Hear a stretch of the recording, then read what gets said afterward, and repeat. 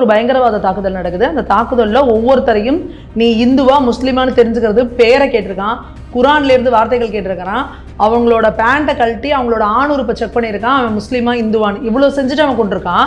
ஆனாலும் நீங்கள் என்ன சொல்கிறீங்க, அப்படிலாம் கிடையாது, நீங்கள் வந்து பொய்யை பரப்புறீங்க, அப்படிலாம் ஒரு விஷயம் நடக்கலை அப்படின்னா அப்போ அங்கே இருக்கிற ஒட்டுமொத்த சுற்றுலா பயணிகளும் யாரையாவது செட் பண்ணப்பட்டவங்களா? அங்கே இருக்க ஒரு குழந்தை சொல்லுது எங்கள் அப்பாவை வந்து கேட்டுட்டு அதுக்கப்புறம் அந்த குழந்தைக்கு யார் சொல்லி கொடுத்துருக்க முடியும்? திரும்ப திரும்ப சீமான் அவர்களுக்கோ திருமாவளவன் அவர்களுக்கோ இங்கே கட்சி நடத்துகிற எல்லாருக்கும் சொல்கிறது, நீங்கள் கட்சி நடத்துறதுக்கு அரசியல் பண்ணுறதுக்கு 1000 காரணங்கள் இருக்குது, 1000 விஷயத்தை வச்சு பண்ணுங்க. தேசத்தோட பாதுகாப்புலையோ தேச நலன்லையோ தயவு செஞ்சு அரசியல் பண்ணாதீங்க. காரிய கிறுக்கு அப்படிங்கிற மாதிரி இந்த உங்களுக்கு காரிய பைத்தியம், உங்களுக்கு ஒரு வேலை வேணும் அப்படின்னா நீங்க வந்து அந்த பைத்தியமா இருப்பீங்க, அதுக்கப்புறம் உங்க பைத்தியம் தெளிஞ்சிருமா? அப்ப அந்த காரிய கிறுக்குகளுக்கு அந்த பைத்தியத்தை தெளிய வைக்க வேண்டிய கடமை எங்களுக்கு இருக்கு.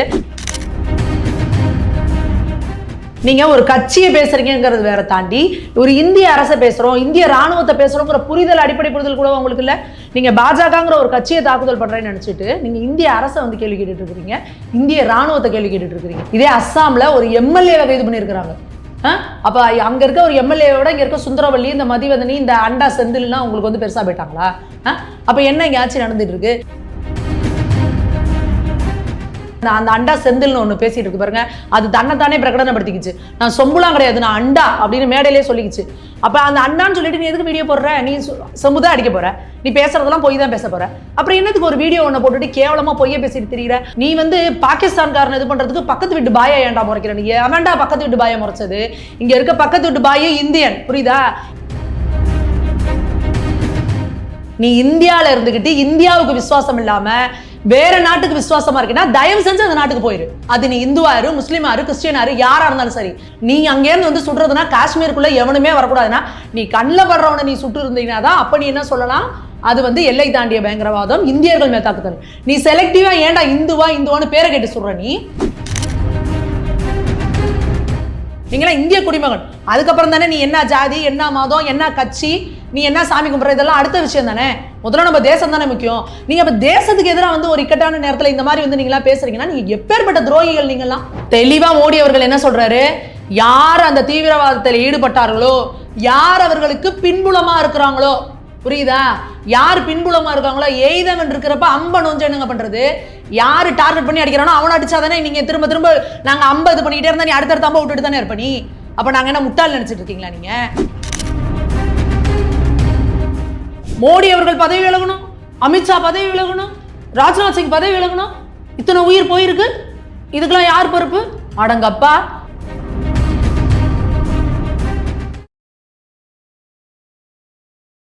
இளைய பாரத நேயர்களுக்கு வணக்கம். இன்றைக்கி நம்ம நேர்களில் நம்ம சிறப்பு விருந்தினர் பாஜகவின் மகளிர் அணி மாநில செயற்குழு உறுப்பினரான சுமதி மேகவர்ணம் மேம் தான். மேம் வணக்கம். மேம் வணக்கம். மேம், அதாவது சுந்தரவல்லி அவர்கள் வந்து இந்த மாதிரி பாஜகவையும் ஆர்மியையும் ரொம்ப ஒரு மோசமாக சித்தரித்து நிறைய விஷயங்கள் ட்விட்டரில் போட்டிருந்தாங்க. அதற்காக நீங்களும் போய் வந்து கம்ப்ளைண்ட் கொடுக்கப்பட்டதாக தெரிய வருது. நீங்களுமே ஒன் ஆஃப் த பார்ட்டிசிபென்ட்ஸ்னு பார்க்க முடியுது. என்னென்ன விஷயங்கள் சொல்லி அதில் வந்து கம்ப்ளைண்ட்டில் நீங்கள் கொடுத்துருந்தீங்க? இல்லை, ஒரே விஷயந்தான். இங்கே நீங்கள் உங்களுக்கு பிரிவினைவாத அரசியல் பண்ணுறதுக்கும் பிரிவினை பேசுறதுக்கும் உங்களோட வெட்டு விளம்பரத்துக்காகவும் நீங்கள் பண்ணுறதுக்கு இங்கே 1000 காரியங்கள் இருக்குது. ஆனால் ஒரு தேசம்னு வரப்போ நம்ம எல்லாரும் ஒத்துமையாக நிற்கணும் அப்படின்றதுல எந்த ஒரு மாறுபட்ட கருத்தும் கிடையாது. நீங்கள் ஒரு தாக்குதல் நடக்குது, ஒரு பயங்கரவாத தாக்குதல் நடக்குது, அந்த தாக்குதலில் ஒவ்வொருத்தரையும் நீ இந்துவா முஸ்லீமான்னு தெரிஞ்சுக்கிறது பேரை கேட்டிருக்கான், குரான்ல இருந்து வார்த்தைகள் கேட்டிருக்கிறான், அவங்களோட பேண்ட்டை கழட்டி அவங்களோட ஆணுறுப்பை செக் பண்ணியிருக்கான், அவன் முஸ்லீமா இந்துவான்னு இவ்வளோ செஞ்சுட்டு அவன் கொண்டிருக்கான். ஆனாலும் நீங்கள் என்ன சொல்கிறீங்க, அப்படிலாம் கிடையாது, நீங்கள் வந்து பொய்யை பரப்புறீங்க, அப்படிலாம் ஒரு விஷயம் நடக்கலை அப்படின்னா அப்போ அங்கே இருக்கிற ஒட்டுமொத்த சுற்றுலா பயணிகளும் யாரையாவது செட் பண்ணப்பட்டவங்களா? அங்கே இருக்க ஒரு குழந்தை சொல்லுது எங்கள் அப்பாவை வந்து கேட்டுட்டு அதுக்கப்புறம் அந்த குழந்தைக்கு யார் சொல்லி கொடுத்துருக்க முடியும்? அப்போ நீங்கள் எப்பேற்பட்ட நீங்களாம் வந்து ஒரு காரிய கிறுக்கு அப்படிங்கிற மாதிரி இந்த உங்களுக்கு காரிய பைத்தியம், உங்களுக்கு ஒரு வேலை வேணும் அப்படின்னா நீங்கள் வந்து அந்த பைத்தியமாக இருப்பீங்க, அதுக்கப்புறம் உங்கள் பைத்தியம் தெளிஞ்சிருமா? அப்போ அந்த காரிய கிறுக்குகளுக்கு அந்த பைத்தியத்தை தெளிய வைக்க வேண்டிய கடமை எங்களுக்கு இருக்கு. நீங்க என்ன சொல்றீங்கன்னா மிலிட்டரிக்கு வந்து நம்மளோட இந்திய ராணுவமே போய் கூட இந்த வேலையை செஞ்சிருக்கும், தீவிரவாதிகள் மிலிட்டரி ட்ரெஸ்ல வந்து அவங்கள வந்து இந்த மாதிரி பண்ணியிருக்கிறாங்க. அப்போ நீங்க வந்து என்ன சொல்றீங்கன்னா இந்தியன் மிலிட்டரியை கூட அப்படி பண்ணியிருக்கோம், இதை பாஜக அவங்கள வச்சு செஞ்சிருக்கோம், ஏற்கனவே பாஜக இதை செஞ்சிருக்கு அப்படின்னு ஒரு போஸ்ட் வந்து சுந்தரவல்லி அவர்கள் போடுறாங்க. நாங்க திரும்ப சொல்றோம், ஆதாரம் இல்லாம இந்த மாதிரி வந்து ஒரு இந்திய ராணுவத்தை நீங்க இழிவுபடுத்துறீங்க. நீங்க ஒரு கட்சியை பேசுறீங்கிறது வேற தாண்டி ஒரு இந்திய அரசை பேசுறோம், இந்திய ராணுவத்தை பேசுறோங்கிற புரிதல், அடிப்படை புரிதல் கூட உங்களுக்கு இல்ல. நீங்க பாஜகங்கிற ஒரு கட்சியை தாக்குதல் பண்ணுறேன்னு நினச்சிட்டு நீங்கள் இந்திய அரசை வந்து கேள்வி கேட்டுட்டு இருக்கிறீங்க, இந்திய ராணுவத்தை கேள்வி கேட்டுட்டு இருக்கிறீங்க. அப்போ இந்திய ராணுவ வீரர்கள் எப்படி வந்து தங்களோட உயிரை வந்து கூட மதிக்காமல் குடும்பத்தை எல்லாத்தையும் விட்டுட்டு போய் அங்கே ராணுவத்தில் எல்லையில் வந்து வேலை பார்த்துட்டு இருக்கிறவங்கள எப்படி நம்ம மக்களை வந்து நம்ம ராணுவமே சுட்டுக்கொள்ளும்? இது எங்கே நடந்தது? இதுக்கான ஆதாரம் உங்ககிட்ட இருக்கா? அப்போது ஏன் வந்து இன்னும் திமுக அரசு அவங்க மேலே நடவடிக்கை எடுக்காமல் இருக்குது? தமிழ்நாடு முழுக்க எல்லா மாவட்டங்களையும் நாங்கள் போய் அவங்க மேலே கம்ப்ளைண்ட் கொடுத்துருக்கோம். இது வரைக்கும் சிஎஸ்ஆர் காப்பி போட்டு கொடுத்துருக்காங்க. இன்னும் எஃப்ஐஆர் அவங்க மேலே பதியப்படலை, நடவடிக்கை எடுக்கப்படலை. ஏன் எடுக்கலை?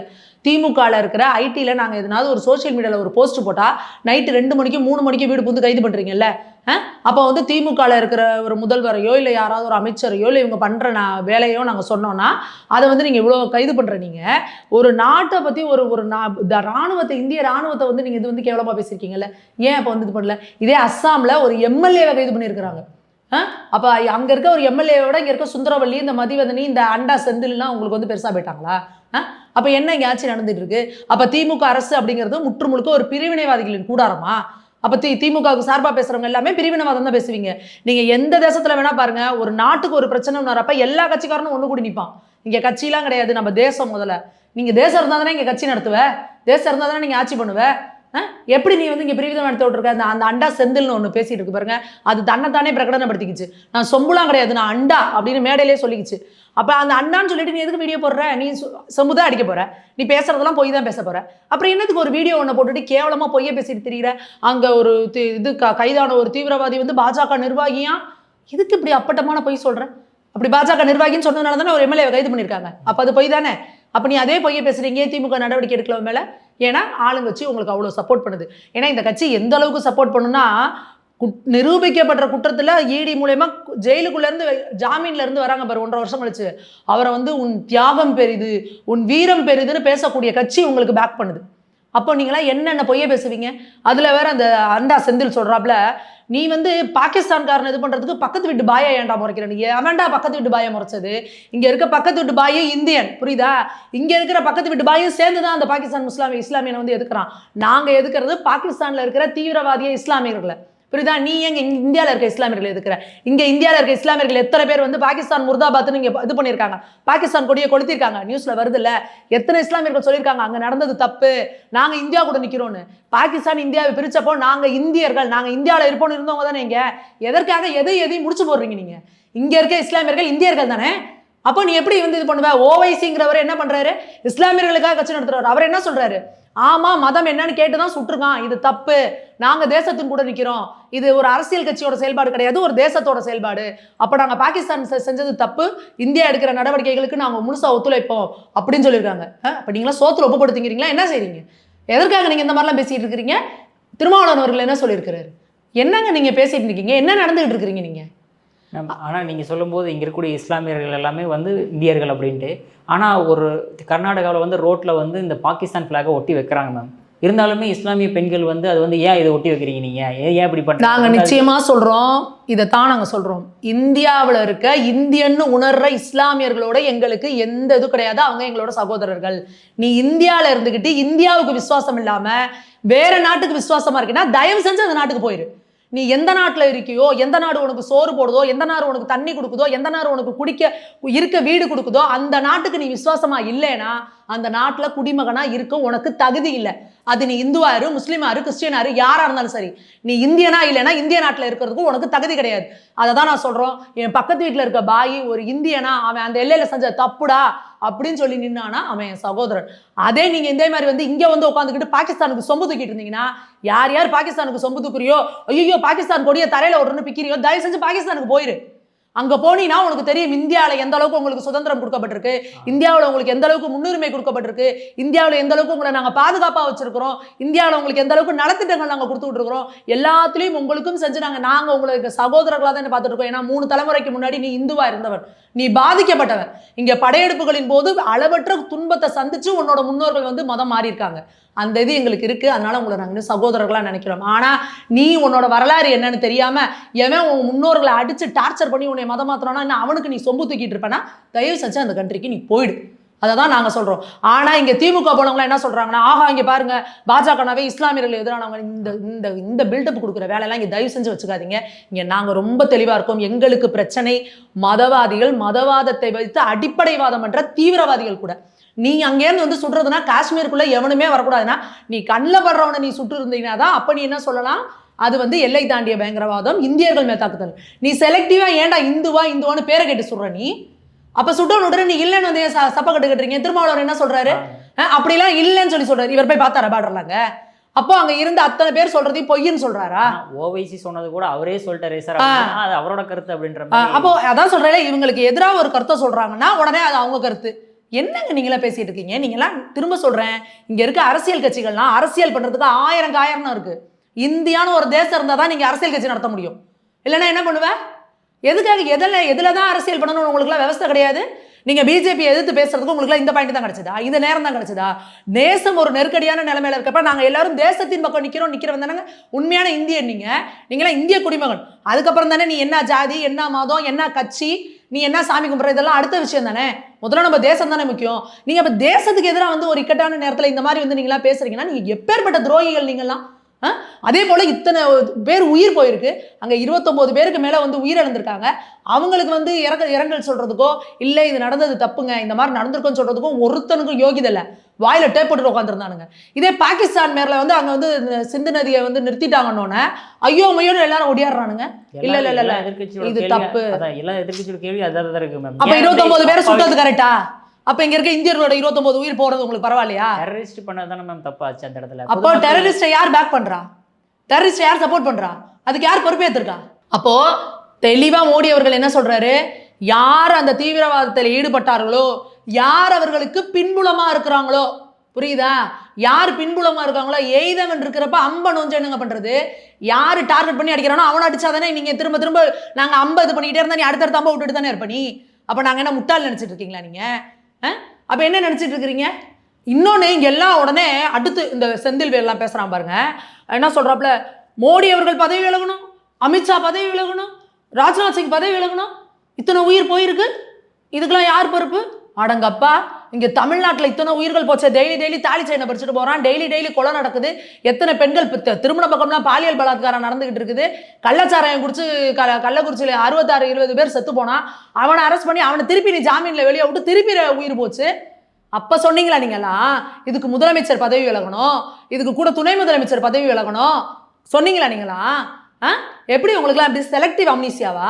அப்போ இங்கே தமிழ்நாட்டில் எதனா நடந்ததுன்னா அப்படியே கண்டு காணாமல் போவீங்க, இதுக்கெல்லாம் எதுவும் பேச மாட்டீங்க. அப்போ இங்கே ஒரு எல்லை தாண்டிய பயங்கரவாதம் நடக்குது, அங்கே யார் ஆட்சி நடந்துகிட்டு இருக்கு? யாரோட கூட்டணி ஆட்சி நடந்துகிட்டு இருக்கு? இண்டி கூட்டணியோட ஆட்சி நடந்துட்டு இருக்கு. அப்போ வாயை திறக்கிறீங்களா நீங்களாம்? அதுக்கு யார் பொறுப்பேற்கணும்? அங்கே பிஜேபி ஆட்சி நடந்துட்டு இருக்கா? என்னங்க நீங்கள் பேசிட்டு இருக்கிறீங்க? அப்போ நீங்கள் இங்கே வந்து அங்கே வந்து எல்லா தவறுகளுக்கும் எல்லா குற்றங்களுக்கும் நான் ஒரே இப்படி கடிவாள கட்டின குதிரை மாதிரி மோடி ஒழிக மோடி ஒழிக மோடி ஒழிக இதை தான் நான் சொல்லுவேன். எதுக்காக இருந்தாலும் எல்லாம் மேலே இருக்கவன் பார்த்துப்பான், எல்லாம் மேலே இருக்க மோடி பொறுப்பேற்றுக்கணும், மோடி பொறுப்பேற்றுக்கணும். இப்போ நீங்கள் என்னத்துக்கு இங்கே இருக்கீங்க? இங்கே தமிழ்நாட்டில் உட்காந்துக்கிட்டு அப்பட்டமாக ஒரு பொய்யை பேசிக்கிட்டு திரியிறீங்க. இதுக்கு வந்து பாஜக காரணம், இதுல வந்து பாஜக நிர்வாகியும் உடந்தேன்னு நீங்க பேசுறீங்க. இந்த மாதிரி விஷயத்தை வந்து திருச்சியில இஸ்மாயில்ன்ற ஒரு இஸ்லாமியர் பண்ணும்போது கூட கைது செஞ்சாச்சுங்க மேம். ஆனா இன்னும் இவங்க ஏன் கைது செய்ய மாட்டேன்றாங்க? ஏன்னா திமுக அரசு அவங்களை பேக் பண்ணுது. தமிழக காவல்துறை யார் கையில இருக்கு? முதல்வர் கையில இருக்கு. முதல்வர் என்ன செய்யணும்? நாங்க தமிழ்நாடு முழுக்க கம்ப்ளைண்ட் கொடுத்துருக்கோம், ஏன் நீங்க கம்ப்ளைண்ட் எடுக்க மாட்டேங்கிறீங்க? ஏன் எஃப்ஐஆர் போட்டு அவங்களை அரெஸ்ட் பண்ண மாட்டேங்கிறீங்க? இன்னுமே சுந்தரவல்லி மேம் வந்து நான் சொன்னது கரெக்ட் தான் அப்படின்னு எவ்வளவு திமிரா அந்த அம்மா, ஐயோ எனக்கு ரொம்ப கெத்தா இருக்கு, எனக்கு வந்து எல்லாம் கதறானுங்க அப்படின்னு கேவலப்படணும், அசிங்கப்படணும். நீ உனக்கு ஒரு புகழ் வேணும் அப்படின்னா நீ ஒரு உண்மையாலுமே ஒரு உருப்படியான விஷயத்தை செஞ்சா அதன் மூலயமா புகழ் அடையணும். பைத்தியக்கார மாதிரி ஏதாவது ஒரு கிறுக்குத்தனமா பேசிக்கிட்டு ஒரு மக்களோட மனதை புண்படுத்தி ஒரு இந்திய நாட்டுக்கு, நீ சோறு திங்கிற நாட்டுக்கு எதிராக நீ பேசினா அதை விட அசிங்கம் உனக்கு என்ன இருக்கு? அதை நீ பண்ணிட்டு எனக்கு ரொம்ப கெத்தா இருக்கு அப்படின்னா இது எப்படின்னா தெருவில் போற பைத்தியக்காரன் துணியெல்லாம் கிழிச்சிட்டு ஓடனான்னு வச்சுக்கோ, அவனை கூட தான் எல்லாரும் பார்ப்பாங்க. ஆஹா வர்ற எல்லாரும் என்னை பார்க்குறான்டா, நான் செயற்கரிய செயலை செஞ்சுட்டேன் அப்படின்னு நினச்சிப்பியா? அந்த மாதிரி பைத்தியக்கார வேலையை பார்த்துட்டு அது ரொம்ப கெத்தா ஃபீல் பண்ணுறாங்களாம். வெக்ககேடா இருக்குங்க. நீங்கள் எப்படி நீங்கள் அவங்க ஒரு படித்த ஒரு ப்ரொஃபஸர், அவங்க சுந்தரவல்லி வந்து சும்மா ஏதோ ஒரு இதுல ஒரு 3ஆம் தர பேச்சாளர் 4ஆம் தர பேச்சாளர்னா அவங்கள கடந்து போக முடியாது.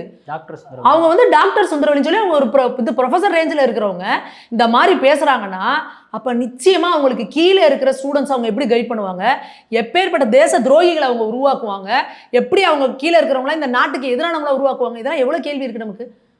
அப்போ ஒரு மனநோயாளிக்கு கீழே போய் இத்தனை நீங்க ஸ்டூடெண்ட்ஸை கொடுத்தீங்கன்னா அவங்க எத்தனை மனநோயாளிகளை உருவாக்குவாங்க. இதுதான் நாங்கள் கேட்குறோம்.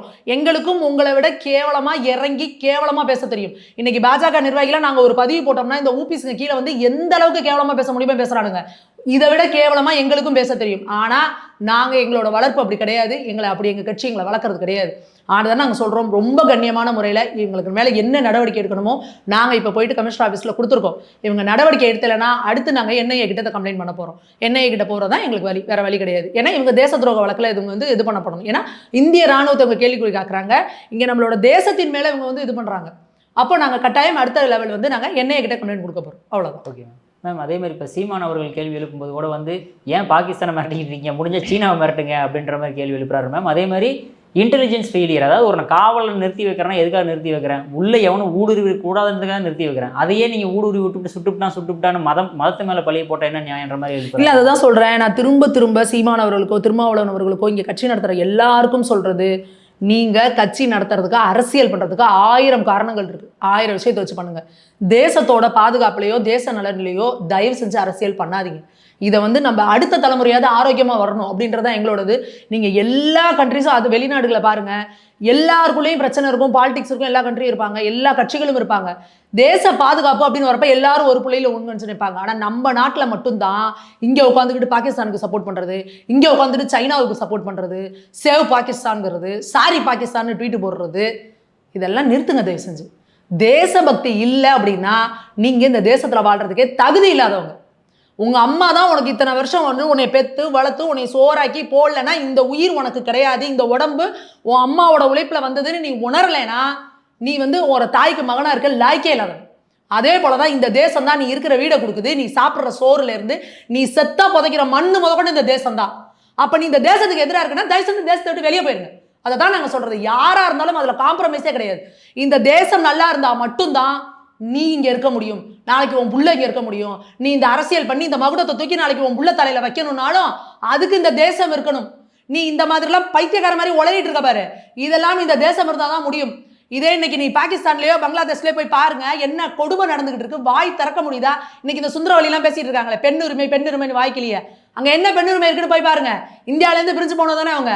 அங்க இருக்க பெண்கள் என்ன கொடுமை அனுபவிக்கிறாங்கன்றத பாருங்க. இப்ப சமீபத்துல அவங்க வீட்டுல ஜன்னல் இருக்கக்கூடாது, ஏன்னா ஜன்னல் வழியா பெண்கள் வெளியே பாத்துருவாங்கன்னு ஜன்னல் இருக்கக்கூடாதுன்ற அளவுக்கு ரூல்ஸ் போட்டிருக்காங்க. பேசுங்களேன் அவங்க பெண்ணியத்தை அங்க போய். யாருக்கு வந்து நீங்க வந்து பாடம் போட்டு இருக்கீங்க? எல்லாத்தையும் விட சுதந்திரமான, ரொம்ப வந்து பெண்களாகட்டும், பட்டியலினத்தை சேர்ந்தவர்களாகட்டும், மாற்று மதத்தை சேர்ந்தவர்களாகட்டும் நிம்மதியாகவும் சுதந்திரமாகவும் சகல சௌகரியத்தோட வாழ்றது நம்ம பாரத தேசம் தான். அதனால தேவையில்லாம இங்க உட்காந்துக்கிட்டு அடுத்தவனுக்கு இறக்கப்பட்டுக்கிட்டு சொம்பு தூக்கிக்கிட்டு இருக்காதீங்க. ஏன் சகோதரன் பாரு, யாரா இருந்தாலும் ஒரே இதுதான். போர் நியாயம், போர் தர்மம்ங்கிறது தனி. நீ போர் தர்மத்துல வந்து உட்காந்துக்கிட்டு சாதாரண தர்மத்தை இது நீ பேசிட்டு இருக்க கூடாது. சாதாரண இத்தனை வருஷங்கள்ல ஏற்கனவே அந்த அக்ரிமெண்ட் முடிஞ்சிருச்சு. ஆனாலும் நம்ம வந்து தார்மீக முறைப்படி அவங்களுக்கு கொடுத்துட்டு இருக்கோம். நீ எப்ப நாங்க சகலமும் செஞ்சாலும் உள்ள பூந்து எங்களை தொந்தரவு கொடுப்போம், எங்களை வந்து எங்களோட இந்தியர்களோட உயிரை எடுப்போம் நீ முடிவு பண்றியோ, அப்ப அதுக்கு என்ன செய்யணுமோ அதை நாங்கள் செஞ்சுதான் தீரணும். அந்த இடத்துல நீ வந்துக்கிட்டு இதை பண்ணக்கூடாது அதை பண்ணக்கூடாது, இதெல்லாம் இவருக்கு எப்படி பேச தெரியும்? இவருக்கு முதல்ல என்ன அங்கே எப்படி ஒரு மிலிட்ரி எப்படி ஃபங்க்ஷன் ஆகும், என்ன பண்ணும், இதெல்லாம் இவருக்கு தெரியுமா? அங்கே ஒரு மிலிட்ரி ரூல் இருக்குன்னா அந்த இடத்துல வந்து கரெக்டான இதில் வந்து அந்த டூரிஸ்ட் கூட்டிகிட்டு போகிறோம் அப்படின்னா அங்கே இருக்கிற மிலிட்ரி ஃபோர்ஸஸ்க்கு தகவல் கொடுத்துட்டு தான் போகணுங்கிறது அங்கே ரூலு. ஆனால் இப்போ அங்கே மிலிட்ரி என்ன சொல்லியிருக்காங்க, இத்தனை இவங்க சுற்றுலா பயணிகள் போனதே எங்களுக்கு தகவலே வரலன்னு சொல்கிறாங்க. சுற்றுலா பயணிகளை கூட்டு போனாங்கல்ல, குதிரையில் இது பண்ணாங்க, அவங்களே தீவிரவாதிகளோட கையாள இருந்திருக்காங்கன்னு தகவல் வருது. அதனால தான் அங்கே மிலிட்ரி போகிறதுக்கு ஒரு 5 மினிட்ஸ் 10 மினிட்ஸ் லேட் ஆயிருக்கு. அதுக்குள்ளே இந்த அசம்பாவிதம் நடந்திருக்கு. அப்போ அதுக்கு யார் பொறுப்பேற்றுக்கணும்? அங்கே இருக்கிற அரசு தானே. அங்கே இருக்க லோக்கல் இன்டெலிஜென்ஸ் என்ன பண்ணுது? உச்சநீதிமன்றம் என்ன சொன்னுச்சு? இங்க ஏன் நீங்க வந்து இன்னும் தேர்தலை கொண்டு வரல, ஒரு வருஷம் கொண்டே வரணும்னு சொன்னீங்கல்ல, இப்ப அதுக்கு நீங்க பொறுப்பேற்றுப்பீங்களா? அங்க வந்து மிலிட்டரி ரூல் இருந்த வரைக்கும் இந்த மாதிரி நடந்ததா? அப்போ நீங்க அதை கேள்வி கேளுங்க. ஏன் அதை கேள்வி கேட்க மாட்டேங்கிறீங்க? உங்களுக்கு என்ன அப்படின்னா, ஆகா காஷ்மீர்ல 370 எடுத்தாச்சா, 370 எடுத்ததுக்கு அப்புறம் ஒண்ணுமே நடக்கலையா, எல்லாமே நல்லா இருக்காங்களா, இத்தனை மக்கள் காஷ்மீர்ல போய் ஹாப்பியா போஸ்ட் போடுறாங்களா, சந்தோஷமா அந்த இடத்த என்ஜாய் பண்றாங்களா? கூடாது. என்னடா அது அப்போ மோடிக்கு நல்ல பேர் வந்துருமேன்னு எல்லாம் கருவிக்கிட்டு கிடந்தீங்க. அதுக்கு தகுந்த மாதிரி இப்போ அங்கேருந்து ஒரு விஷயம் நடந்தோன்னே ஆகா கிடைச்சதுடா சாக்கு. உங்களுக்கு வந்து வருத்தம் கிடையாது. ஐயோ நம்ம பாரத தேசத்துல இப்படி ரத்தம் சிந்துறாங்களே, நம்ம பாரத தேசத்துல சுற்றுலா போனவன் கல்யாணம் ஆகி ஒரு வாரத்துல போனவன் இப்படி உயிரை விட்டு திரும்பி போனமா வரானே அப்படின்னு உனக்கு ரத்தம் கொதிக்கல. பாகிஸ்தான்காரன் தண்ணி இல்லாம செத்துருவானே, இங்க ரத்தம் சுத்தி செத்துட்டு இருக்கான், உனக்கு அது தெரியல. பாகிஸ்தான் தீவிரவாதிக்கு தண்ணி இல்லையே அப்படின்னு நீலாம் கவலைப்படுற. நீலாம் இப்ப என்ன ஜென்மம்? நீலாம் எதுக்கு இந்தியாவில் இருக்க? தயவு செஞ்சு நீங்க எல்லாரும் இந்திய அரசுக்கு ஒரு ரெக்கல் லெட்டர் போட்டு நாங்க எல்லாரும் பாகிஸ்தானோட நலம் விரும்பிகள், எங்க எல்லாரையும் பாகிஸ்தானிய குடிமக்களை அறிவிச்சிருங்க, எங்களை பாகிஸ்தானுக்கே அனுப்பிடுங்க, அங்க நாங்க சகல சுதந்திரத்தோட சகல சம்பந்தோட இங்கதான் பாசிச ஆட்சி நடக்குது. இங்க இந்த இந்தியால பாஜக வந்து ஒரு பாசிச ஆட்சி நடத்துது. இங்க பெண்கள் பேச முடியல, உட்கார முடியல, எந்திரிக்க முடியல, எதிர்கட்சிக்காரன் வாயை திறக்க முடியல, எதுவுமே பண்ண முடியல. பாகிஸ்தான்ல நாங்க சகல சுதந்திரமா இருப்போம், எங்களை பாகிஸ்தான குடிமக்களை அறிவிச்சிருங்கன்னு சொல்லி எழுதி லெட்டரை கொடுத்துட்டு தயவு செஞ்சு கிளம்பி போயிட்டே இருங்க. மேம் அற்புதமாக கொடுத்தீங்க மேம் விளக்கம். உங்கள் பொன்னான நேரத்தை இளைய பாரத மேயர் அவர்களுக்கு மிக்க நன்றி மேம். நன்றி.